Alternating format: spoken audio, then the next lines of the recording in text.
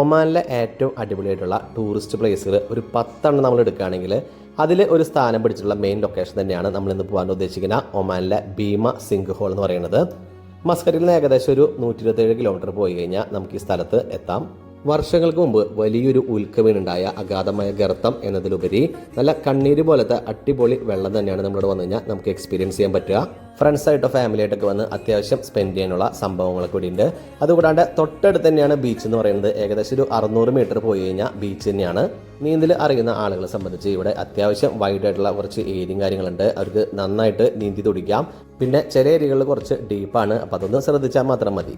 പിന്നെ ഇതുകൂടാതെ ഇതിൻ്റെ മോൾ ഭാഗത്ത് ചെറിയ ഗാർഡനും അതുപോലെ ചെറിയ ഹട്ട് പോലെയൊക്കെ ഉണ്ടാക്കിയിട്ടുണ്ട്. നമുക്കവിടെ ഇരുന്ന് വിശ്രമിക്കാൻ പറ്റിയ അടിപൊളി ഏരിയയും കാര്യങ്ങളൊക്കെ ഉണ്ട്. അപ്പോൾ നിങ്ങൾക്ക് ഫുഡ് കാര്യങ്ങളൊക്കെ കൊണ്ടിട്ടുണ്ടെങ്കിൽ ഫ്രണ്ട്സായിട്ടൊക്കെ ഇരിക്കാനും കാര്യങ്ങളൊക്കെ അവിടെ യൂസ് ചെയ്യാം.